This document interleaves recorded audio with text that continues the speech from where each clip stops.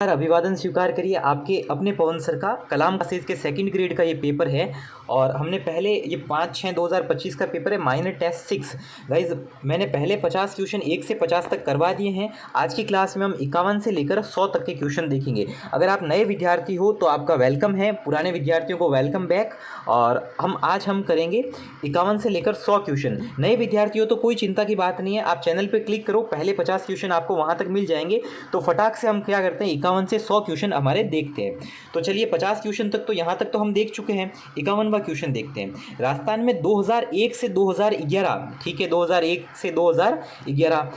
से 2011 के मध्य दशकीय जनसंख्या वृद्धि में कितने प्रतिशत की कमी दर्ज की गई है या वृद्धि दर्ज की गई है। ठीक है, तो मुझे पता है कि दशकीय जनसंख्या में वृद्धि नहीं हुई है, कमी हुई है। एग्जामिनर ने जानबूझ के कंफ्यूज किया, मुझे पता है कमी हुई है। तो कितनी कमी हुई है, तो 7.10% की क्या हुई है, कमी हुई है। तो दशकीय जनसंख्या में कितनी कमी हुई है, तो 7.10% की कमी हुई है। ठीक है, नेक्स्ट क्वेश्चन की तरफ बढ़ते हैं। यहाँ पर हमें कुछ जनजातियों के नाम दिए गए, किसके नाम दिए गए, कुछ जनजातियों के नाम दिए गए। और सामने उन जनजातियों का जो चीफ होता है, मुखिया होता है, प्रधान होता है, उसको क्या बोलते हैं वो बताया गया। देखो, गमेती भीलों का मुखिया होता है, बिल्कुल सही बात है। पटेल मीणा का मुखिया होता है, बिल्कुल सही है। मीणा के अलावा पटेल किसका मुखिया होता है, तो कंजर का भी मुखिया और मीणा का भी मुखिया, दोनों का मुखिया कौन होता है, कंजर जाति और मीणा जाति के मुखिया को क्या बोलते हैं, पटेल बोलते हैं। ठीक है, यहाँ तक चीज़ें क्लियर हो गई। ठीक है, कंजर मैंने एक्स्ट्रा बता दिया, मीणा हमसे क्वेश्चन में पूछा। ठीक है, और डामोर जो डूंगरपुर में पाई जाती है उसके मुखिया को क्या बोलते हैं, मुखी। तो डामोर मुखी, और पटेल कंजर और मीणा का, गमेती भीलों का। देखो सहलोत है ना, सहलोत किसको बोलते हैं, सहलोत बोलते हैं गरासिया को। किसको बोलते हैं, गरासिया को। गरासिया जो जनजाति है ना, गरासिया जनजाति के जो चीफ होता है उसको, मतलब मुखिया होता है, उसको क्या बोलते हैं, गरासिया के मुखिया को बोलते हैं सहलोत। देखो ऐसे याद रखो, गरासिया से गहलोत, गहलोत किसका होगा, सहलोत का होगा।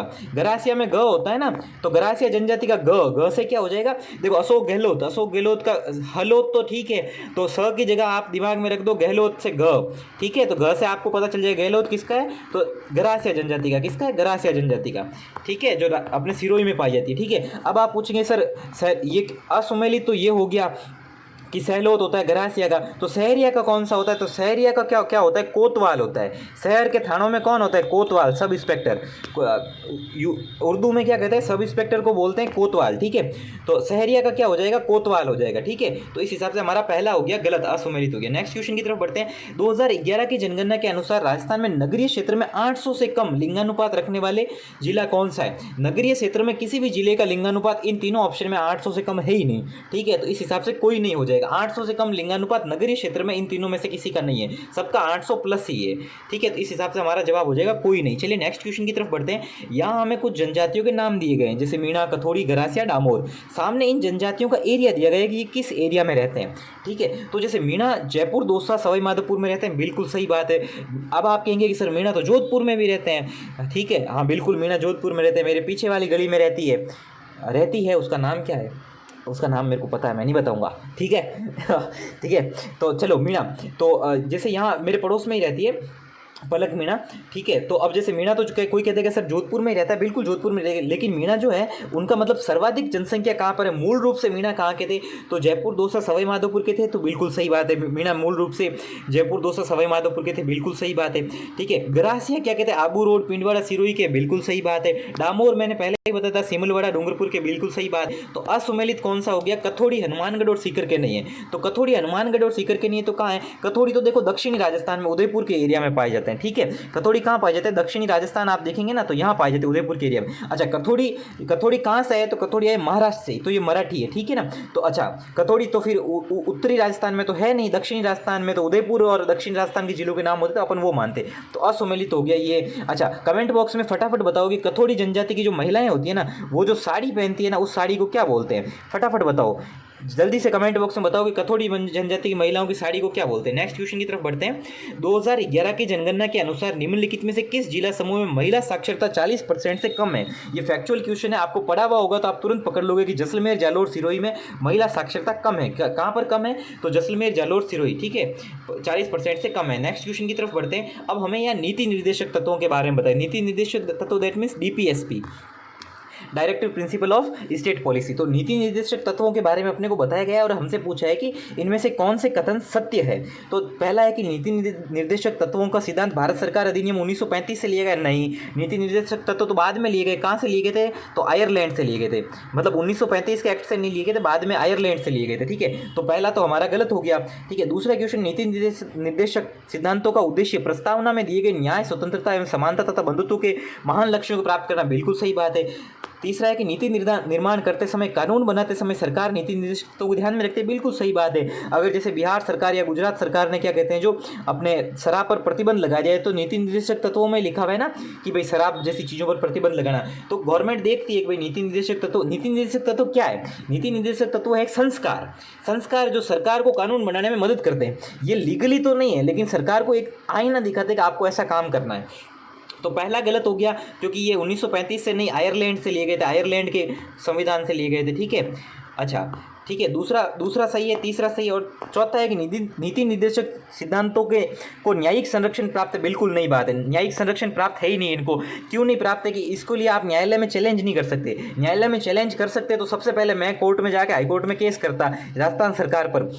फिर आप एग्जाम में पढ़ते कि Pawan versus state of Rajasthan case में अपने हाई कोर्ट ने आदेश देकर क्या कहते हैं, जो अपने शराब पर प्रतिबंध लगा दिया। लेकिन नीति निर्देशक तत्वों को न्यायिक संरक्षण प्राप्त है नहीं, इसलिए आपने पढ़ा ही नहीं कि Pawan Prajapati versus government of Rajasthan या स्टेट ऑफ राजस्थान केस ऐसा कभी होगा, हो ही नहीं सकता, मैं कोर्ट जा ही नहीं सकता।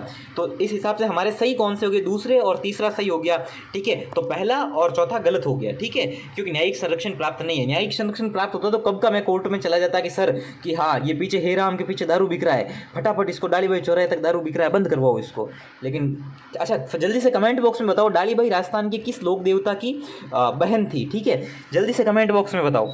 ठीक है, चलो फिर पहला हमारा गलत हो गया आयरलैंड की वजह से, और दूसरा चौथा न्यायिक संरक्षण की वजह से गलत हो गया। तो बी और सी सही है, तो इस हिसाब से हमारा सही जवाब हो जाएगा बी और सी। जल्दी कमेंट बॉक्स में बताओ डाली भाई किसकी बहन थी राजस्थान में, किस लोक देवता की बहन थी? 57 क्वेश्चन देखते, कौन सा नीति निर्देशक तत्व मूल संविधान का भाग नहीं था और बाद में ऐड किया गया? तो देखो, पर्यावरण एवं वन्य जीवों की संरक्षण, बिल्कुल सही बात है, मूल संविधान का भाग था। आय की असमानता को कम करना, बिल्कुल सही बात था। उद्योगों के प्रबंधन में कामगारों की भागीदारी, बिल्कुल सही बात है। लेकिन ये जो चौथा है ना, कार्मिकों के लिए क्या कहते हैं, जो कार्मिकों के लिए कार्मिकों के निर्वाह मजदूरी एवं कुटीर उद्योगों का विकास, ये बाद में ऐड किया गया। तो हमसे बाद में ही पूछा है तो ये हो जाएगा। ठीक है, नेक्स्ट क्वेश्चन की तरफ बढ़ते हैं। 58 नंबर क्वेश्चन है, निम्नलिखित में से कौन सा प्रधानमंत्री का कर्तव्य नहीं होगा? प्रधानमंत्री का कर्तव्य कौन सा नहीं होगा, वो अपने को बताना है। तो देखो, प्रधानमंत्री का ये कर्तव्य होता है कि वो संघ के प्रशासनिक एवं विधायी मामलों की संबंधी जानकारी की सूचना राष्ट्रपति को दे। बिल्कुल सही बात है, ये कर्तव्य होता है। वो संघ सरकार के प्रशासनिक एवं विधायिक मामलों से संबंधित जो सूचना राष्ट्रपति मांगे उसे देगा। बिल्कुल ये भी कर्तव्य होता है। तीसरा कर्तव्य है कि किसी विषय पर जिस पर मंत्री ने विनिश्चय कर लिया और लेकिन मंत्री परिषद ने विचार नहीं किया, तो राष्ट्रपति की अपेक्षा किए जाने पर उसे मंत्री परिषद के समक्ष रखेगा। बिल्कुल ये भी सही बात है। इसको मैं अभी तीसरे को आपको समझाऊंगा अगर किसी को समझ में नहीं आया। तो चौथा है कि वो मंत्री परिषद के निर्णयों की गोपनीयता को सुनिश्चित करेगा। देखो, ये बात प्रधानमंत्री ये काम तो करता है, लेकिन लीगली संविधान में तो लिखा हुआ नहीं है ना, और ये तीनों बातें संविधान में लिखी हुई है। तो एग्जाम में मैंने भी यही सोचा कि भाई प्रधानमंत्री गोपनीयता सुनिश्चित करने का प्रयास तो करता है, लेकिन देखो अपने को क्या दिमाग में रखना है कि संविधान में क्या लिखा। तो संविधान में ये बात लिखी हुई नहीं है, तो किसी एक ऑप्शन को तो गलत करना ही था, तो ये ऑप्शन गलत हो गया। अब आप कहेंगे कि सर तीसरा क्या, हमको समझाओ। देखो, तीसरे में क्या होता है कि मान लो कि मंत्री परिषद या प्रधानमंत्री क्या होता है, ये खूब सारे मंत्री है, 1 2 3, ये खूब सारे मंत्री हो गए। ठीक है, शांति से समझो, है ना, बहुत गहरी बात बता रहा हूँ, अंदर की बात बता रहा हूँ, किसी को मत बताना, अपन दोनों के बीच रहनी चाहिए, सीक्रेट है अपना बीच का, आपका और मेरा, किसी तीसरे को पता मत चलने देना। और ये है हमारे प्रधानमंत्री। देखो, प्रधानमंत्री भी एक मंत्री है, उसके नाम में मंत्री आ रहा है। तो देखो, ये खूब सारे मंत्री है, तो सारे मंत्री जो होते हैं ना, उनको तो बोलते हैं मंत्री परिषद। क्या बोलते हैं? परिषद। ठीक है, और ये जो टॉप मंत्री होंगे ना, जो प्रधानमंत्री की बाहों में रहते हैं, हमेशा प्रधानमंत्री के साथ रहते हैं, उनको बोलते हैं मंत्रिमंडल। मंत्री परिषद और मंत्रिमंडल अलग होता है। मंत्रिमंडल को बोलते हैं कैबिनेट। क्या बोलते हैं? कैबिनेट। उर्दू में बोलते हैं काबीना। तो कैबिनेट का मतलब होता है खास खास मंत्री, प्रधानमंत्री के एकदम खास मंत्री। और ये पीछे होते हैं, ये आंडू गांडू मंत्री होते हैं, सॉरी छोटे मोटे मंत्री होते हैं। ठीक है, मतलब इनकी कोई वैल्यू नहीं होती है। मतलब मान लो कि किसी को मतलब जातिगत आधार पर बनाना है, काम वाम कुछ नहीं आता है कि बस इसकी जाति के किसी आदमी को मंत्री बनाना है तो इसको मंत्री बना दो। तो ये छोटे मोटे मतलब आप समझ जाओ, मैंने अभी जो वर्ड बोला था वो वाले मंत्री होते हैं, इनकी कोई इज्जत नहीं होती है। ना इनको कैबिनेट की बैठकों में जब तक प्रधानमंत्री नहीं बुलाएगा ना तो ये नीचे वाले मंत्री नहीं आते। लेकिन ये जो कैबिनेट मंत्री होते हैं ना, ये प्रधानमंत्री की क्या कहते हैं, किसी भी समय टांग खींचने की क्षमता रखते हैं। अभी आप कहेंगे मोदी जी की भी, बिल्कुल मोदी जी की रखते हैं, लेकिन मोदी जी खुद ही इतने पावरफुल है कि कैबिनेट मंत्री भी मोदी जी की कुछ उखाड़ नहीं सकते। तो एक होता है मंडल, मंडल का मंत्री परिषद मतलब सारे के सारे, मतलब सीनियर मंत्री भी होते हैं, ठीक है, छोटे मोटे आंडू गांडू मंत्री भी होते हैं, सारे टाइप के मंत्री होते हैं, ठीक है। मंत्रिमंडल का मतलब टॉप मोस्ट मंत्री, अमित शाह रक्षा मंत्री, मंत्रिमंडल में रक्षा मंत्री, विदेश मंत्री, वित्त मंत्री, ऐसे मतलब धाड़ फाड़ मंत्री होते हैं, ठीक है। तो मंडल को बोलते हैं कैबिनेट। तो कंफ्यूज नहीं होना है, यहाँ तक चीज़ें आपको समझ में आ गई। अब ये जो तीसरा ऑप्शन है इसको समझते हैं। यहाँ क्या लिखा है, किसी मंत्री ने विनिश्चय कर लिया हो लेकिन मंत्रिपरिषद ने विचार नहीं किया तो राष्ट्रपति अपेक्षा करेगा कि वो मंत्रिपरिषद के समक्ष रखे। तो मान लो कि मोदी जी इतने पावरफुल नहीं होते, तो जैसे आपने क्या कहते हैं, मनमोहन सिंह जी पावरफुल नहीं थे। तो मनमोहन सिंह जी पावरफुल नहीं थे, क्यों पावरफुल नहीं थे कि बहुत सारी पार्टियों के क्या कहते हैं, उनकी खुद की कांग्रेस के पास तो बहुमत था नहीं, तो अलग अलग पार्टियों से गठबंधन करके वो बने। अब मान लो कि गठबंधन के एक नेताजी, एक मंत्री जी है लालू प्रसाद यादव। लालू प्रसाद यादव ने कहा कि रेल में आज से पानी की जगह शराब बिकेगा, एक एग्जाम्पल दे रहा हूँ, ठीक है। और मनमोहन सिंह जी ने कह दिया कि नहीं ये तो नहीं हो सकता। अब लालू जी का मूड खराब हो गया तो वो सीधे राष्ट्रपति के पास जाएंगे कि राष्ट्रपति हाँ क्या, हम देखो मंत्री तो सारे बराबर है, लेकिन सारे मंत्रियों का पापा मंत्री जो होता है उसको प्रधानमंत्री बोलते हैं कि बिल्कुल सही बात है, तो मैं चाहता हूं कि ऐसा काम हो। कौन बोलेगा, लालू जी बोलेंगे, ठीक है। लेकिन प्रधानमंत्री इसको कैबिनेट में रख नहीं रहा है, तो फिर राष्ट्रपति प्रधानमंत्री को आदेश देगा कि लालू जी के प्रस्ताव को कैबिनेट में रखो और फिर वोटिंग करवाओ। अगर लालू जी के प्रस्ताव में वोट ज़्यादा होते हैं तो फिर उसको लागू करो। मतलब ये कुछ खास है नहीं ऐसा, फिर भी मैंने आपको समझा दिया क्योंकि मेरे एक कजिन सिस्टर है, वो अभी 2nd ग्रेड लग गई है, तो मैं जब स्कूल में था तो उनको ये बात समझ में नहीं आई थी, ठीक है। तो मैंने उनको समझाई थी, तो मुझे लगा क्या पता आपको भी समझ में आई, ठीक है। नेक्स्ट क्वेश्चन की तरफ बढ़ते हैं। नीति निर्देशक तत्वों के संबंध में सूची 1 और सूची 2 दी गई है। अब यहाँ क्या है, कुछ कथन दिए गए हैं, अब अपने को बताना है कि कौन सा कथन किसका है। आप कहेंगे कि पवन सर ये क्वेश्चन मुझे कैसे आएगा, ये क्वेश्चन तभी आएगा जब आपके पढ़ा हुआ होगा। तो एग्जाम में मुझे भी ये क्वेश्चन नहीं आता था और मैं भी ये क्वेश्चन गलत करके आया, तो मुझे बताने में कोई शर्म नहीं आती, भाई नहीं आता था तो नहीं आता था। क्यों नहीं आता था, क्योंकि मैंने कलाम की बुकलेट पढ़ी नहीं थी, ठीक है, तो नहीं आता था। अच्छा, किसी को कलाम की कुछ बुकलेट मेरे पास थर्ड पार्टी के थ्रू अवेलेबल है, तो किसी को मतलब 10-20 रुपये के टोकन, मतलब आप समझ जाओ, ठीक है, उस हिसाब से अगर हो तो टेलीग्राम पर मैसेज कर देना, और मतलब डायरेक्ट मैं आपको उसी आदमी से मिलवा दूंगा, आप लोग देख लेना आपस में, ठीक है। तो चलिए, अब यहाँ आपको नीति निर्देशक के क्या कहते हैं, मूल कर्तव्य दिए गए हैं, ठीक है। ये जो अपने क्या कहते हैं, जो कथन दिए गए हैं और अपने को बताना है कि ये कथन किसके हैं। तो मैं आपको डायरेक्ट बता देता हूँ, एक बार आपको बता देता हूँ, आप फटाक से इसका स्क्रीनशॉट ले लेना। तो पहला कथन किसका, मैं आप फटाक से इस चीज़ का स्क्रीनशॉट ले लेना है ना, ठीक है। तो पहला कथन है, नीति निर्देशक तत्व ऐसे चेक के समान है जिनका भुगतान की तिथि बैंक पर छोड़ दी गई है। ये कथन है केटी शाह का। किसका है, केटी शाह का, ठीक है। एक बार शांति से सुनो, बाद में है ना साथ में स्क्रीनशॉट ले लेना, मैं मिटाऊंगा नहीं। दूसरा कथन है, नीति निर्देशक तत्व सामाजिक आर्थिक लोकतंत्र की स्थापना करने में सहायक है। बिल्कुल, ये कथन है भीमराव अंबेडकर का। किसका है, भीमराव अंबेडकर का, ठीक है। बिल्कुल ये इंपॉर्टेंट सवाल है और एग्जाम में ऐसे किसी एक का पूछ लेंगे, आपको पता होना चाहिए। केटी शाह ने चेक का बोला, भीमराव अंबेडकर ने सामाजिक आर्थिक लोकतंत्र बोला। तीसरा ऑप्शन है, नीति निर्देशक तत्व कार्यपालिका एवं न्यायपालिका के बीच संघर्ष को बढ़ाते हैं। ये किसने कहा था, ये था केसी व्हीलर ने कहा था, केसी व्हीलर ने कहा था, ठीक है। चौथा क्वेश्चन है, यदि नीति निर्देशक तत्वों को पूर्णतः लागू कर दिया जाए तो भारत की धरती स्वर्ग हो जाएगी। इतना धाड़ फाड़ कथन किसने कहा, तो ये कहा था एमसी ने। एमसी मतलब वो वाला एमसी नहीं जो आप समझ रहे हैं, मादर फादर, और राम राम राम राम राम, सॉरी गाली कैसे बोल सकता हूँ, मैं तो क्लास ले रहा हूँ, मैं तो पीपी सर हूँ ठीक है। तो ये एमसी छागला, ठीक है ना, एमसी छागला ये रहा, ठीक है।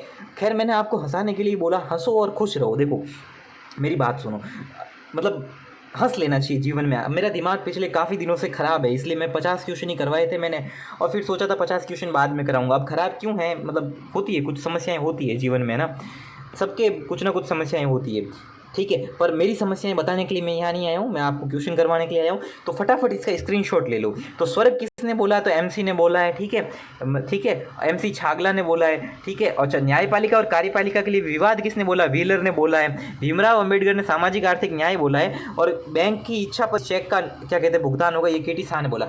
मैं मानता हूँ, फटाफट स्क्रीनशॉट ले लो, टप से ले लो, ये 1 2 3 ये स्क्रीनशॉट, ठीक है। नेक्स्ट क्वेश्चन की तरफ बढ़ते हैं, आगे चलो, आगे बढ़ते हैं, नेक्स्ट क्वेश्चन की तरफ बढ़ते हैं। इस हिसाब से इसमें हमारा सही जवाब हो जाएगा ए ऑप्शन, ठीक है। नेक्स्ट क्वेश्चन की तरफ बढ़ते हैं। नेक्स्ट क्वेश्चन क्या है, 60 नंबर क्वेश्चन है। तो 60 नंबर तो बेसिकली अपने को बताना है कि इनमें से कौन से कथन सत्य है। तो 25वें, शांति से कथन को पढ़ते हैं। 25वें संविधान संशोधन द्वारा अनुच्छेद 31 घ जोड़कर यह प्रावधान किया गया कि 39B और 39C की अनुपालना में राज्य द्वारा किए गए किसी के कार्य को इस आधार पर न्यायालय में चुनौती नहीं दी जा सकती है कि 14, 19, 31 का उल्लंघन करता है। बिल्कुल ये सही बात है, फैक्ट है, आप फटाक से इसको पढ़ लीजिए और याद कर लीजिए, ठीक है। नेक्स्ट पॉइंट आपको क्या दिया हुआ है, 42वें संविधान संशोधन के द्वारा अनुच्छेद 31 घ में संशोधन कर यह प्रावधान किया गया कि भाग 4 में किए गए किसी भी नीति निर्देशक तत्वों की अनुपालना में राज्य द्वारा किए गए किसी भी कार्य को न्यायपालिका में इस आधार पर चुनौती नहीं दी जा सकती कि वो 14, 19, 31 का से असंगत है। बिल्कुल ये दोनों ही कथन राइट है, ठीक है। पहले 25वां संविधान संशोधन हुआ 14, 19, 31 के लिए, और बाद में 14, 19, 31 के लिए 42वां संविधान संशोधन, 25 और 42 है, दोनों ही राइट है, आप याद कर लीजिए, ठीक है ना। तो दोनों ही क्वेश्चन आप, तो इस हिसाब से हमारे ए और बी दोनों ही सही हो गए। नेक्स्ट क्वेश्चन की तरफ बढ़ते हैं, ठीक है। यहाँ अपने को कुछ अनुच्छेद दिए गए हैं और नीचे बताया गया कि ये अनुच्छेद जो है, ये अनुच्छेद किससे संबंधित है। तो आपको कुछ भी दिमाग में नहीं रखना है, अपन अनुच्छेद को तो करते हैं थोड़ा सा ऊपर, और अभी आपको मैं सामने बता देता हूँ ना। देखो दिमाग में ना ये सारी चीज़ें ना फैक्चुअल क्वेश्चन है, आपको ना पढ़ा हुआ होगा ना तो आप डबाडब कर लोगे, ठीक है। नहीं पढ़ा हुआ होगा तो आपको एक बार लगेगा कि क्या है। तो देखो, तो सबसे पहली बात है कि अनुच्छेद 48 जो है ना, वो 48 किसके लिए है। तो आर्टिकल 48 किसके लिए है, तो 2 नंबर ऑप्शन के लिए, कृषि एवं पशुपालन का आधुनिक तरीके से संगठित करने का प्रयास करना एवं गाय तथा बछड़ों तथा दुधारू वाहक पशुओं के सुधारने का प्रयास करना, वध को निषेध करना।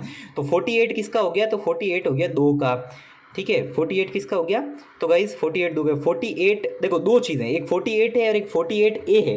तो 48A किसके लिए है, तो वो तो था पर्यावरण के लिए। किसके लिए है 48A, तो 48A किसके लिए, तो 48A तो हो गया पर्यावरण के लिए, ठीक है। तो इस हिसाब से 48 में अपना हो गया 2, 48A में हो गया 3। 49 क्या कहता है, तो 49 क्या कहता है, 49 क्या कहता है, राष्ट्रीय महत्व के स्मारकों का संरक्षण, तो 1। और 42 क्या कहता है, तो 42 कहता है अपने 4 ऑप्शन, अर्थात काम की न्याय संगत तथा मनोवांछित दशाएं उपलब्ध कराना, ठीक है। यहाँ तक की चीज़ें आपको क्लियर होगी। तो इस हिसाब से हमारा जवाब कौन सा हो जाएगा, तो हमारा जो जवाब होगा वो होगा जाएगा दूसरा जवाब, ठीक है।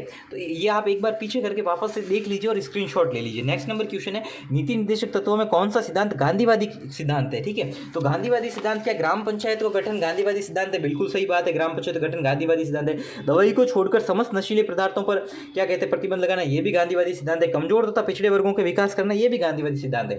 लेकिन ये तो तीनों गांधीवादी सिद्धांत है, लेकिन बी जो है 14 वर्ष के सभी बच्चों को अनिवार्य एवं निःशुल्क शिक्षा, ये गांधीवादी सिद्धांत नहीं है। ये सिद्धांत तो अच्छा है लेकिन गांधीवादी नहीं है। अर्थात हमारा 62 में आंसर हो जाएगा ए, सी, डी, ए, सी और डी हो जाएगा, ठीक है। नेक्स्ट क्वेश्चन की तरफ बढ़ते हैं। नेक्स्ट क्वेश्चन क्या दिया हुआ है हमको, यहाँ पर सूची ए दी हुई, सूची बी दी गई, इनको संगत करना है। तो देखो, काम की न्याय संगत, ठीक है। ये देखो, ये आपको ना एकदम पिन पॉइंट पढ़ा हुआ होगा ना तो आपको पता होगा, ठीक है। पिन पॉइंट पढ़ा हुआ जिस बच्चे का होगा ना वो उस चीज़ को तुरंत पकड़ लेगा। तो काम की न्याय संगत एवं मनोवांछित दशाएं तथा प्रसूति सहायता, ये राज्य के द्वारा किए गए क्या कहते हैं, जो उपबंध है, क्या है, राज्य के द्वारा किए गए उपबंध है। उपबंध को इंग्लिश में क्या बोलते हैं, प्रोविजन बोलते हैं, ठीक है। ये आपको पढ़ा हुआ होगा तो याद होगा, या अभी आप क्लास ले रहे हो तो भी याद हो जाएगा। तो ये प्रसूति सहायता, ये क्या है, राज्य के उपबंध है, ठीक है।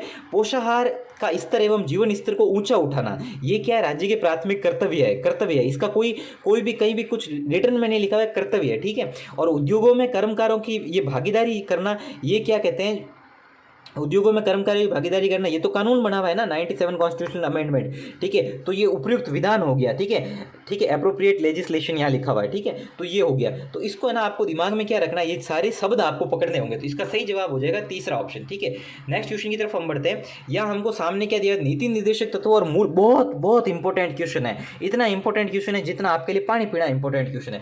नीति निर्देशक तत्व तथा मूल अधिकारों के बीच के विवाद का सर्वप्रथम प्रश्न कब आया, तो ये देखो, नीति निर्देशक तत्व और मूल अधिकारों के विवाद का सर्वप्रथम क्वेश्चन आया चंपकम दोराइजन बनाम मद्रास राज्य केस में आया था। चंपकम दोराइजन क्या था, चंद्रकम कौन थी, ये एक लड़की है चंपकम दोराइजन। मद्रास जो था ना तब का तमिलनाडु, आज का तमिलनाडु, वहाँ की एक ब्राह्मण कन्या थी, क्या थी, ब्राह्मण कन्या थी, ठीक है। तो इस ब्राह्मण कन्या को उस समय नीट होती नहीं थी, उस समय होती थी AIPMT। इस ब्राह्मण कन्या चंपकम दोराई इसका नाम है, उसको बनना था डॉक्टर चंपकम, इसका फिर नाम होता डॉक्टर चंपकम दोरई। तो इसके नंबर मान लो कि इसके नंबर SC और ST से ज़्यादा थे, लेकिन फिर भी इसको सीट नहीं मिली। तो ये चली गई सुप्रीम कोर्ट, और सुप्रीम कोर्ट जाकर इसने माथा पटका के सुप्रीम कोर्ट के यस बेबी, के सुप्रीम कोर्ट के यस, कि मैं हूँ चंपकम दोरई और मैं आई हूँ मद्रास से, और मेरे number AIPMT all India pre medical test में इतने हैं ठीक है, लेकिन मेरे जो पड़ोस की जो लड़की है एससी कन्या, उसके मेरे से कम है, लेकिन वो तो बन जाएगी डॉक्टर और मैं नहीं बनूंगी। तब सुप्रीम कोर्ट में ये विवाद उठा, नीति निर्देशक तत्व और मूल अधिकार उसी विवाद के समय। तो आपको दिमाग में ये याद रखना है कि नीति निर्देशक तत्व और मूल अधिकारों में विवाद कब आया, तो चंपकम दोराई ने ये विवाद किया था। ठीक है, नेक्स्ट क्वेश्चन की तरफ बढ़ते हैं। राज्य के नीति निर्देशक तत्वों के संदर्भ में कौन सा कथन शब्दशः का मतलब संविधान में जो लिखा है ना, शब्दशः क्या कहते हैं, शब्दशः राज्य की संवैधानिक बाध्यता है। तो देखो शब्दशः ये वाला कथन है, देखो गाय एवं पिछड़ों का वध कर निषेध ये भी है, ये भी है, ये भी है, लेकिन शब्दशः मतलब शब्द ही यही लिखे हुए हैं संविधान में। इसका शब्द अलग है, इसका शब्द अलग है, इसका शब्द अलग है, तो शब्दशः लिख दिया ना, तो संविधान में शब्द तो यही है, राष्ट्रीय महत्व के स्मारकों का। ठीक है, नेक्स्ट क्वेश्चन की तरफ बढ़ते हैं। संविधान के भाग 4 क्या है, डीपीएसपी नीति निर्देशक तत्व। तो संविधान के भाग 4 से बाहर के नीति निर्देशक तत्वों की तरह निर्देश देने वाले अनुच्छेद कौन सा है, मतलब कि भाई डीपीएसपी के अंदर तो नहीं है, नीति निर्देशक तत्वों के अंदर तो ये नहीं है, लेकिन फिर भी नीति निर्देशक तत्वों की तरह है। ऐसे अनुच्छेद कौन से हैं, तो ऐसे अनुच्छेद है 335, 350 और 351। फटाफट बता देता हूँ। 335 कहता है एससी एसटी को सरकारी नौकरियों में क्या कहते हैं, जो प्रायोरिटी देने के लिए है। 350 क्या कहता है, 350 कहता है अभ्यावेदन की भाषा के बारे में। और 351 क्या कहता है कि हमारी प्यारी हिंदी के प्रयास के लिए जो संघ सरकार है वो हिंदी को बढ़ावा देने के लिए प्रयास करेगी। ठीक है, तो ये हो गया नीति निर्देशक तत्वों से बाहर है, लेकिन नीति निर्देशक तत्वों का काम करती है, तो हमारा ऑप्शन हो गया 2। ठीक है, भारत के संविधान के अनुच्छेद 37 में उल्लेखित नीति निर्देशक तत्व, अनुच्छेद 37 की भाषा में नीति निर्देशक तत्वों को क्या कहा है, तो अनुच्छेद 37 की भाषा में नीति निर्देशक तत्वों को देश के शासन के मूलभूत तत्व कहा गया है। ठीक है, मूलभूत वर्ड काम में लिया गया। इंग्लिश के बच्चे ध्यान दो, fundamental in governance of country. ठीक है, यही वर्ड होगा, ना तो बेसिक बोला, ना नेसेसरी बोला, ऐसा कुछ भी नहीं बोला। क्या बोला, फंडामेंटल बोला। फंडामेंटल देखो इंग्लिश में याद रखो, मूलभूत चूलभूत में आप कंफ्यूज हो जाओगे। क्या याद रखो, मूलभूत को क्या, फंडामेंटल। तो नीति निर्देशक तत्वों को क्या बोला, फंडामेंटल बोला है। ठीक है, तो दिमाग में ये याद रखो, मूलभूत, फंडामेंटल। ठीक है, ये अब देखो यहाँ संविधान की भाषा पूछिए। नेक्स्ट क्वेश्चन है, राष्ट्रपति केवल कार्यपालिका का प्रमुख होता है, विधायी कार्यों का में उसकी कोई भूमिका नहीं होती। ये सवाल गलत है। राष्ट्रपति की विधायी कार्यों में भूमिका होती है, क्योंकि संसद के 3 अंग होते हैं, लोकसभा, राज्यसभा और राष्ट्रपति।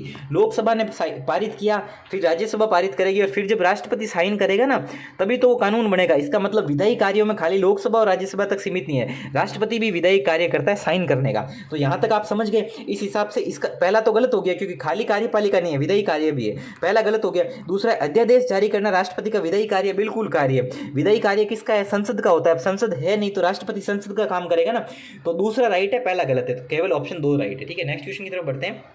यहाँ अपने को कुछ कथन दिए गए और अपने को बताना है कि जो कथन दिए गए, ये कथन और कारण सही है। राष्ट्रपति भारत के संविधान का संरक्षक है, बिल्कुल सही बात है। राष्ट्रपति को संविधान की स्पष्ट निर्देशित किया गया है कि वह संविधान की रक्षा, संरक्षण एवं बचाव करेगा। दोनों ही सही है, ए भी सही है और आर भी सही है। ठीक है, नेक्स्ट क्वेश्चन की तरफ बढ़ते हैं। राष्ट्रपति के इलेक्टोरल कॉलेज जो होता है, जो राष्ट्रपति के जो चुनाव करने के लिए जो लोगों का समूह होता है, उसमें कौन सम्मिलित नहीं होता। लोकसभा के सदस्य राष्ट्रपति के लिए वोट करते हैं, बिल्कुल सही बात है। लोकसभा सदस्य करते हैं, राज्यसभा सदस्य करते हैं, राज्य की विधानसभा के सदस्य करते हैं, विधान परिषद के सदस्य नहीं करते हैं। ठीक है ना, तो लोकसभा के करते हैं, राज्यसभा के करते हैं, विधानसभा करते हैं, विधान परिषद के नहीं करते हैं। तो इस हिसाब से ये गलत हो गया। ठीक है, नेक्स्ट क्वेश्चन की तरफ बढ़ते हैं। क्या राष्ट्रपति का कार्यकाल 6 वर्षों का होता है, नहीं 5 वर्षों का होता है, बिल्कुल गलत बात है। तो पहला तो गलत हो गया। राष्ट्रपति तब तक अपने पद पर बना रहता है जब तक कि नया राष्ट्रपति नहीं आ जाए, बिल्कुल ये सही है। देखो राष्ट्रपति का कार्यकाल तो 5 वर्ष का ही होगा, अर्थात 5 वर्षों बाद चुनाव हो गया, लेकिन चुनाव में किसी कारण से नया राष्ट्रपति जब तक पद पर नहीं आएगा तब तक पुराना बना रहेगा। तो पहला तो गलत हो गया कि 5 वर्ष का होता है, 6 का नहीं होता, लेकिन दूसरा राइट हो गया, तो केवल 2 राइट हो गया। ठीक है, नेक्स्ट क्वेश्चन की तरफ बढ़ते हैं। यदि राष्ट्रपति के विरुद्ध महाभियोग का प्रस्ताव लाना है, कोई भी सदन ला सकता है, लोकसभा भी ला सकती है महाभियोग और राज्यसभा भी ला सकती है, पहले शुरुआत कोई भी सदन कर सकता है। नेक्स्ट क्वेश्चन की तरफ बढ़ते हैं। राष्ट्रपति द्वारा अध्यादेश जारी करने के संदर्भ में कौन सा कथन गलत है। अध्यादेश संसद द्वारा अस्वीकार किए जा सकते हैं, बिल्कुल संसद अस्वीकार कर सकती है। अध्यादेश केवल विधायी रिक्तता को भरने के लिए है, बिल्कुल। जब अगर संसद चलेगी तो अध्यादेश नहीं ला सकते, संसद है ही नहीं, संसद का भी सत्र नहीं चल रहा तो अध्यादेश ला सकते हैं। ठीक है, अध्यादेश स्थायी कानून बन जाते हैं, नहीं अध्यादेश स्थायी कानून नहीं बनते हैं। अध्यादेश तब स्थायी कानून बनेंगे जब संसद पारित करेगी, तब संसद पारित करेगी तो अध्यादेश नहीं होगा, फिर तो वो क्या कहते हैं, कानून हो गया, फिर तो क्या कहते हैं, कानून हो गया। तो अध्यादेश तो रहा ही नहीं ना, तो अध्यादेश स्थायी कानून नहीं बनते हैं। अध्यादेश बिना संसद के अनुमोदन के समाप्त हो सकते हैं, बिल्कुल। जैसे ही संसद का सत्र होगा उसको अनुमोदन करना पड़ेगा, अनुमोदन नहीं किया तो वो समाप्त हो सकता है। तो कौन सा गलत है, तो तीसरा गलत है। ठीक है, नेक्स्ट क्वेश्चन की तरफ बढ़ते हैं। राष्ट्रपति के द्वारा सस्पेंसिव वीटो क्या होता है? सस्पेंसिव वीटो क्या होता है? सस्पेंसिव वीटो का राष्ट्रपति उपयोग कब लेता है, अपने को ये दिखाना है, ठीक है। तो अगर आपके ये पढ़ा हुआ होगा ना तो आप टक से कर दोगे कि सस्पेंसिव वीटो में क्या होता है, राष्ट्रपति विधेयक को वापस भेजता है पुनर्विचार हेतु, ठीक है ना। राष्ट्रपति के पास कोई विधेयक है, राष्ट्रपति का मूड नहीं बन रहा, मौसम नहीं बन रहा है, तो राष्ट्रपति विधेयक को संसद को वापस भेज देगा, ठीक है ना, कि इस पर वापस विचार करो। तो उसको क्या बोलते हैं? उसको बोलते हैं सस्पेंसिव वीटो, ठीक है। नेक्स्ट क्वेश्चन की तरफ बढ़ते हैं। इसका थर्ड राइट हो गया, 3 नंबर, ठीक है। नेक्स्ट क्वेश्चन की तरफ बढ़ते हैं। कौन सा अनुच्छेद संघ के कर्तव्यों के रूप में, संघ का कर्तव्य का अनुच्छेद होता है अनुच्छेद 355। अनुच्छेद 355 कहता है जब भारत के किसी भी राज्य पर हमला होगा तो उसकी रक्षा का कर्तव्य है संघ का। भारत के राज्यों की रक्षा, उनके विदेश नीति सारे का संचालन कौन करेगा? अनुच्छेद 355 के हिसाब से संघ करेगा। संघ अर्थात भारत सरकार करेगी। जैसे मान लो राजस्थान पर हमला हो जाता है तो राजस्थान सरकार रक्षा नहीं करेगी, तो राजस्थान की रक्षा कौन करेगा? भारत सरकार करेगी, ठीक है। नेक्स्ट क्वेश्चन की तरफ बढ़ते हैं। राष्ट्रपति की शपथ के संदर्भ में कौन सा शब्द का प्रयोग अनुच्छेद 60 में नहीं किया गया? बहुत आसान से है, अगर आपने मेरी पहली क्लास देखी हो, माइनर टेस्ट 1 देखा हो, तो उसमें राज्यपाल का पूछा है। तो राज्यपाल और राष्ट्रपति दोनों की शपथ में प्रोक्लेम वर्ड नहीं है। प्रोक्लेम का मतलब होता है ढिंडोरा पीटना, प्रचार प्रसार करना, किसी चीज़ का प्रचार करना। प्रोक्लेम मतलब जोर जोर से बताना, आप कुछ भी कह। प्रोक्लेम का मतलब देसी भाषा में ढिंडोरा पीट दियो, ठीक है। तो राष्ट्रपति की शपथ में या राज्यपाल की शपथ में प्रोक्लेम वर्ड नहीं है, ठीक है। तो बाकी तीनों वर्ड तो है प्रोटेक्ट, डिफेंड और प्रिजर्व, ठीक है। नेक्स्ट क्वेश्चन की तरफ बढ़ते हैं। यदि संसद की बैठक नहीं है तो संयुक्त बैठक बुलाने के लिए राष्ट्रपति क्या करता है? संयुक्त बैठक बुलाने के लिए राष्ट्रपति संदेश नहीं जारी करता, आदेश नहीं करता, अध्यादेश नहीं करता है। अध्यादेश तो कानून बनाने के लिए करता है जब संसद नहीं होती। तो लोक अधिसूचना, पब्लिक नोटिफिकेशन राष्ट्रपति जारी करता है। आओ आओ आओ सांसदों, संयुक्त बैठक करते हैं। संयुक्त बैठक कौन से क्या कहते हैं जिसमें होती है? 108 में होती है, ठीक है। अनुच्छेद 108 संयुक्त बैठक के लिए, ठीक है। फटाफट बताओ कि क्या आपने क्या कहते हैं राज्य विधानसभा और विधान परिषद की संयुक्त बैठक हो सकती है क्या? कमेंट बॉक्स में बताओ। अगर आप अपने पिताजी के पुत्र या पुत्री हैं तो कमेंट बॉक्स में बताओ। यार ये ज़्यादा हो गया है ना, सॉरी, मैं वापस लेता हूँ अपना बयान, ठीक है। चलिए इस हिसाब से है ना, अपने क्या कहते हैं जो लोक अधिसूचना जारी करता है, ठीक है। सब अपने पिताजी के पुत्र पुत्री हैं, ठीक है। और कमेंट में नहीं बताओगे तो भी ये शर्त लागू नहीं होती है ना, ठीक है, सॉरी, है ना। 78 क्वेश्चन देखते हैं कि राष्ट्रपति की सिफारिश या पूर्व मंजूरी किस विषय के लिए आवश्यक है? तो जो 255 है ना, उसके अनुच्छेद 255 कहता है कि इसमें जो सब्जेक्ट है, जो टॉपिक है, उनके लिए राष्ट्रपति की पूर्व अनुमति आवश्यक है। पूर्व अनुमति 255, ठीक है। और 355 क्या कहता है कि राज्यों की रक्षा का कर्तव्य किसका होगा? भारत सरकार का होगा। 255 क्या कहता है? पूर्व अनुमति। 355 क्या कहता है? रक्षा का कर्तव्य। 255 और 355 में कंफ्यूज नहीं होना है, ठीक है। तो 355 क्या हो गया? अपने क्या कहते हैं? पूर्व अनुमति हो गया। नेक्स्ट क्वेश्चन है, यदि लोकसभा में बहुमत न होने पर राष्ट्रपति प्रधानमंत्री नियुक्त करता है तो यह किस संवैधानिक सिद्धांत का उल्लंघन होगा? तो देखो, ये किस संवैधानिक सिद्धांत का उल्लंघन होगा? तो ये उत्तरदायी शासन के सिद्धांत का उल्लंघन होगा। किसका होगा? उत्तरदायी शासन के सिद्धांत का उल्लंघन होगा, ठीक है। नेक्स्ट क्वेश्चन की तरफ बढ़ते हैं। संविधान में प्रधानमंत्री को किस रूप में उल्लेखित किया गया है? देखो, प्रधानमंत्री लोकसभा में बहुमत का भी नेता होता है, प्रधानमंत्री लोकसभा का नेता भी होता है, प्रधानमंत्री मंत्रिमंडल का मुखिया भी होता है, और प्रधानमंत्री मंत्रिपरिषद का भी मुख्य होता है। लेकिन हमसे क्या संविधान में? तो संविधान में लिखा गया मंत्रिपरिषद का मुखिया होगा, ठीक है ना। तो संविधान में क्या है? मंत्रिपरिषद का है। तो संविधान की भाषा ये। नेक्स्ट क्वेश्चन 78 में क्या है? तो 78 के अंदर प्रधानमंत्री की जिम्मेदारी कौन सी है? तो राष्ट्रपति को मंत्रिपरिषद के कार्यों की जानकारी देना, ये 78 में प्रधानमंत्री की जिम्मेदारी है। और राष्ट्रपति सूचना मांग ले तो भी देना। और लालू प्रसाद वाला मैंने एग्जांपल दिया था कि मंत्री कोई निर्णय कर ले और राष्ट्रपति कहे तो प्रधानमंत्री उसे कैबिनेट में भी रखेगा। तो 78 में राष्ट्रपति को मंत्रिपरिषद के निर्णयों की जानकारी देना, ठीक है। नेक्स्ट क्वेश्चन दल बदल के बारे में है। दल बदल के लिए कौन सा आर्टिकल है? तो 75(1)(b) है। फैक्चुअल क्वेश्चन है, फटाफट याद कर लो। 75(1)(b) क्या कहता है? 1b दल बदल के लिए। 75(1)(b), 75(1)(b) क्या कहता है? दल बदल के लिए। ऑप्शन नंबर 4, 75(1)(b) किसके लिए? दल बदल के। नेक्स्ट क्वेश्चन की तरफ बढ़ते हैं, ठीक है ना। राष्ट्रपति शासन लागू करने के संदर्भ में है ना, क्या कहते हैं, जो प्रक्रिया को सर्वोच्च न्यायालय में चुनौती दी गई थी, ये एसआर बोम्मई केस में दी गई। एसआर बोम्मई केस कब आता है? 1994 में आता है। कमेंट बॉक्स में बताओ एसआर बोम्मई कहाँ के राज्यपाल थे? जल्दी से कमेंट बॉक्स में बताओ, ठीक है। 1994 का एसआर बोम्मई का केस है, ठीक है ना, ठीक है। और कोई बहुत इंटेलिजेंट बच्चा है तो SR Bommai case comment box में समझाओ, ठीक है ना। एसआर बोम्मई केस को कमेंट बॉक्स में समझाओ। मैं सच में उस बच्चे का अगली वीडियो में स्क्रीनशॉट उस बच्चे का जरूर डालूंगा कि इतना अच्छा बच्चा है। एसआर बोम्मई केस 1994 का है, जो उस कमेंट बॉक्स में समझाओ। नेक्स्ट क्वेश्चन की तरफ बढ़ते हैं। अनुच्छेद 352 के तहत आपातकाल लागू करने पर कौन से अधिकारों को स्वतः निलंबित माना जाता है? तो अनुच्छेद 352 में अब मैंने आपातकाल लागू कर दिया, मैं नहीं कर सकता, राष्ट्रपति करेगा। तो राष्ट्रपति 352 में जब आपातकाल लागू करता है ना, तो सबसे पहले आर्टिकल 19 होता है ना, वो स्वतः ही लागू खत्म हो जाता है, आर्टिकल 19 के अभिव्यक्ति की स्वतंत्रता खत्म हो जाती है। लेकिन आप हमेशा याद रखना 20 और 21 किसी भी सूरत में आपातकाल में खत्म नहीं होते हैं। कौन खत्म नहीं होते? 20 और 21 कभी खत्म नहीं होते, ठीक है। नेक्स्ट क्वेश्चन की तरफ बढ़ते हैं, और अनुच्छेद 19 बोलने की स्वतंत्रता जो है वो ऑटोमेटिक खत्म हो जाती है। नेक्स्ट क्वेश्चन की तरफ बढ़ते हैं, वैज्ञानिक दृष्टिकोण अपनाने के लिए कौन से मौलिक अधिकार में कहा है? तो वैज्ञानिक दृष्टिकोण अपनाने के लिए 51A(H) में कहा है। फैक्चुअल क्वेश्चन है, आपको याद रखना H में क्या कहा है? तो वैज्ञानिक दृष्टिकोण के बारे में कहा है।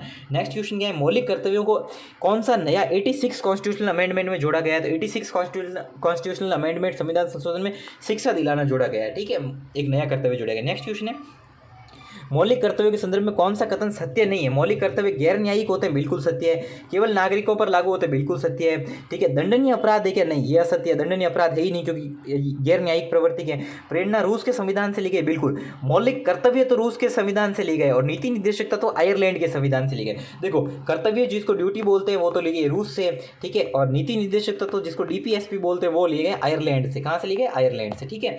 तो इस हिसाब से हमारा दंडनीय अपराध नहीं है, तो तीसरा हमारा गलत हो गया। नेक्स्ट क्वेश्चन है, निम्नलिखित में से मौलिक कर्तव्य कौन सा मौलिक कर्तव्य राष्ट्र की एकता और अखंडता के सुनिश्चित करता है?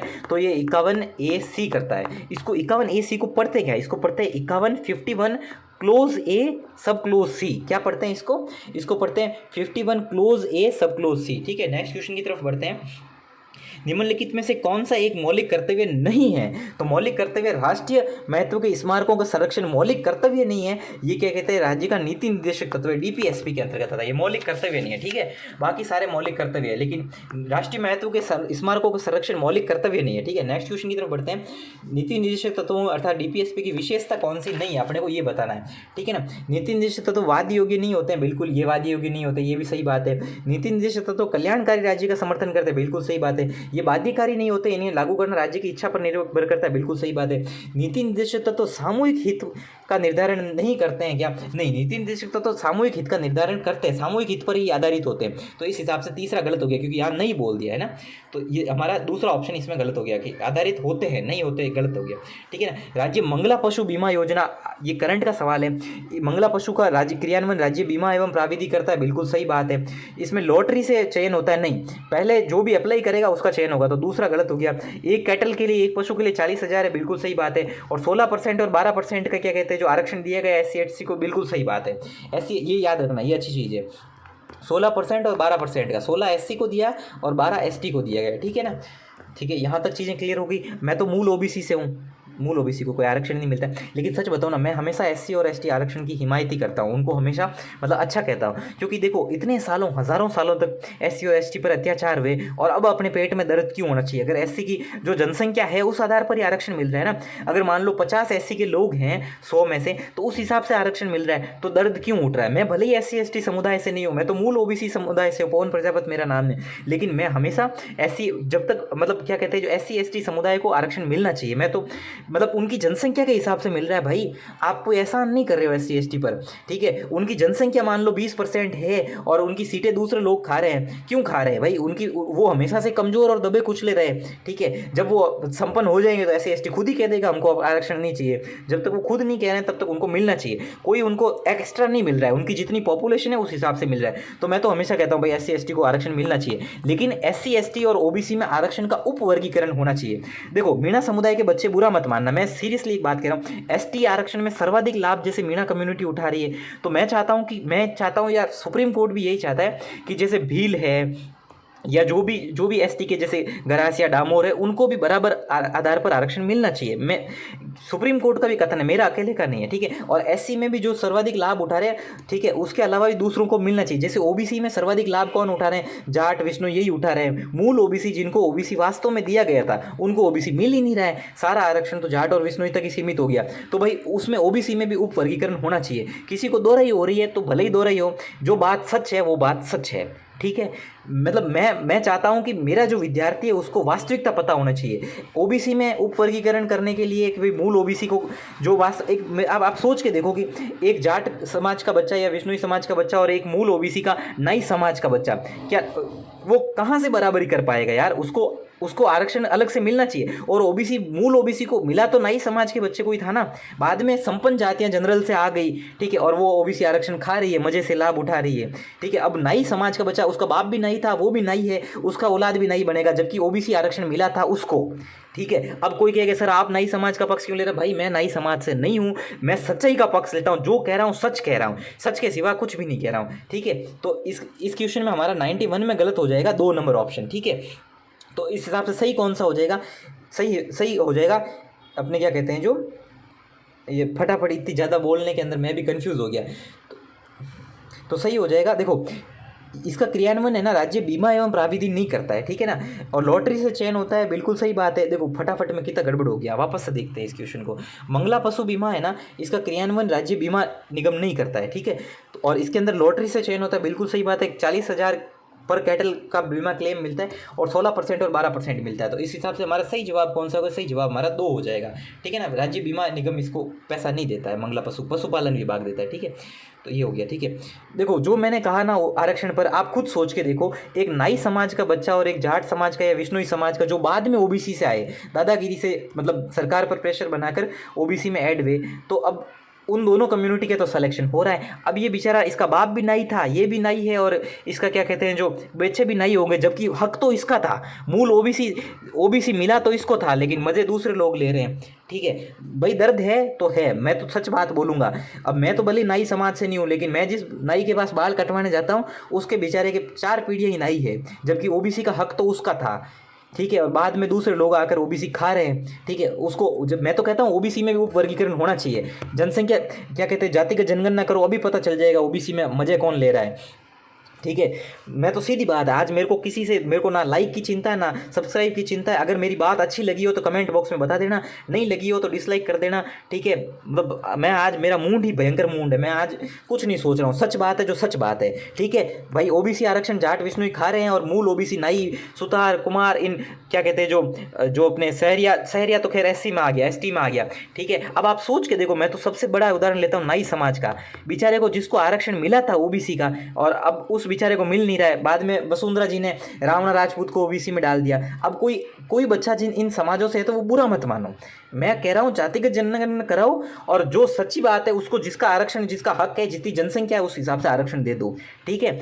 जो सच्ची बात है सच्ची बात है। दर्द किसको उठेगा कि जनसंख्या है 2% और आरक्षण के मजे ले रहे हैं 10%, उसको जरूर दर्द उठेगा, और वो या तो डिसलाइक करके जाएगा या कमेंट बॉक्स में लिखेगा कि सर मेरे को दर्द उठ गया, क्यों मेरी पॉपुलेशन है 10% और मैं मज़े ले रहा हूँ, पॉपुलेशन 2% और मैं मज़े ले रहा हूँ 10-15%, ठीक है। और मैं नहीं चाहता कि, मतलब वो बच्चा नहीं चाहता कि नाई समाज का बच्चा आ गया है, या कोई भी दबा कुचला XYZ, नाई की छाप थोड़ी है यार, तो उसके दर्द उठ सकता है, तो उठे तो 4 बार उठे, सच्ची बात में दर्द उठना चाहिए, 4 बार उठे, मुझे फ़र्क नहीं पड़ता। मैं तो हमेशा SC ST आरक्षण का भी हिमायती हूँ, मैं इस समुदाय से नहीं आता और मैं नाई समुदाय से भी नहीं आता, लेकिन मूल ओबीसी को आरक्षण मिलना चाहिए, इस बात का मैं हिमायती हूँ, ठीक है। जो सच बात है वो सच बात है, SC ST के पक्ष में मैं तो हमेशा खड़ा रहता हूँ, रहना भी चाहिए, सच बात में रहना चाहिए। 4 डिसलाइक होंगे उससे डर थोड़ी लगता है यार, सच्ची बात तो सच्ची बात होती है। मुख्यमंत्री आयुष्मान बाल संबल योजना के संदर्भ में अपने को विचार करना है, ठीक है।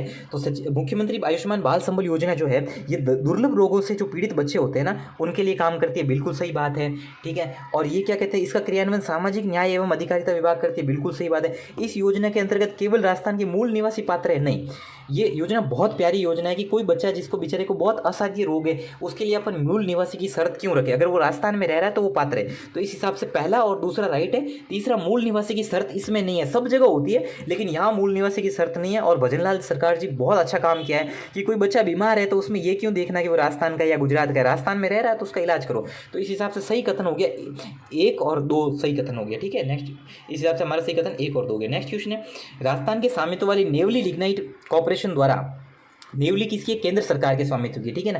राजस्थान में किस स्थान पर 125 मेगावाट के 3 लिग्नाइट आधारित पावर प्लांट लगे जाएंगे, गुड़ा बीकानेर में लगे जाएंगे, ठीक है। नेक्स्ट क्वेश्चन, केंद्रीय संगीत नाटक अकादमी उस्ताद बिस्मिल्लाह खान अवार्ड देती है, ठीक है ना। ये उस्ताद बिस्मिल्लाह खान अवार्ड नाटक लेखन के लिए दिया जाता है, बिस्मिल्लाह खान अवार्ड किसके लिए दिया जाता है, नाट्य लेखन के लिए दिया जाता है, ठीक है। नेक्स्ट क्वेश्चन की तरफ बढ़ते हैं। अब देखो, एक जिला एक प्रजाति दिया हुआ है, ये सामने कुछ कार्यक्रम दिए हैं और सामने इनका विभाग दिया हुआ है, ठीक है ना। तो इसमें से कौन कौन सा सही है, देखो एक जिला और एक प्रजाति है ना, प्रजाति वन विभाग की, किसकी है? वन विभाग की है। तो पहला तो हमारा गलत हो गया, ठीक है। एक जिला एक उत्पाद उद्योग विभाग का, बिल्कुल सही बात है। एक जिला एक उपज कृषि विभाग का, बिल्कुल सही बात है। एक जिला एक पर्यटन स्थल, नाम से ही स्पष्ट है कि ये पर्यटन विभाग का, स्वायत्त विभाग का नहीं है, तो ये भी गलत हो गया। तो ठीक है ना, तो ये हो जाएगा पर्यटन विभाग। ये बहुत इंपॉर्टेंट क्वेश्चन है, स्क्रीनशॉट ले लीजिए आप। तो सही कितने हो गए? 2 सही है और 2 गलत है, ठीक है। अब कमेंट बॉक्स में हम आगे हमसे क्या पूछा है, निम्नलिखित में से कितने सही है? तो 2 सही है, ठीक है। नेक्स्ट क्वेश्चन की तरफ बढ़ते हैं। उल्लास पोर्टल में हमारी रैंक कौन सी है? फैक्चुअल क्वेश्चन है, याद रख लो। उल्लास पोर्टल में हमारी रैंक कौन सी है? 3rd रैंक है। ये निरक्षरों के लिए होता है, ठीक है। हाल ही में गठित राज्य के वित्त आयोग का गठन हमेशा आप दिमाग में रखो अप्रैल में होता है, क्योंकि अप्रैल में नया वित्त वर्ष शुरू होता है और वित्त आयोग 5 साल के लिए होता है। ये दोनों चीजें आपको पता होगी तो आप तब से यहाँ क्लिक कर दोगे कि अप्रैल में हो रहा है और 25 से 30 तक 5 सालों के लिए हो रहा है, ठीक है। नेक्स्ट क्वेश्चन है, राजस्थान ने अजमेर में फोय सागर झील का नाम क्या किया है? तो फोय सागर झील का नाम क्या? वरुण सागर, ठीक है ना। फोय सागर झील का नया नाम क्या है? वरुण सागर। और माउंट आबू का नया नाम क्या है? अबूराज। तो फोय सागर झील अजमेर का नया नाम क्या है? वरुण सागर, ठीक है ना। अल्बानिया में जो अभी कुश्ती प्रतियोगिता हुई उसमें राजस्थान के किस खिलाड़ी ने क्या कहते हैं जो कांस्य पदक जीता? तो मोनिका सयोरन ने जीता। मोनिका सयोरन ने इसमें कांस्य पदक जीता, ठीक है। नेक्स्ट क्वेश्चन बहुत इंपॉर्टेंट क्वेश्चन है। मुकुट मणिराज जो है ना, मुकुट मणिराज जो एक क्या कहते हैं जो राजस्थानी भाषा के क्या कहते हैं जो मतलब राइटर है, ठीक है ना। उनकी किस रचना को 2024 का क्या कहते हैं जो साहित्य अकादमी पुरस्कार मिला? गांव और अम्मा की मिला है। गांव और अम्मा किसकी रचना है? तो गांव और अम्मा है मुकुट मणिराज की। गांव अम्मा मुकुट मणिराज, ठीक है ना। इसको मिला 2024 का साहित्य अकादमी पुरस्कार। अगर आपको याद हो तो कमेंट बॉक्स में बता दो 2023 का किसको मिला, ठीक है ना।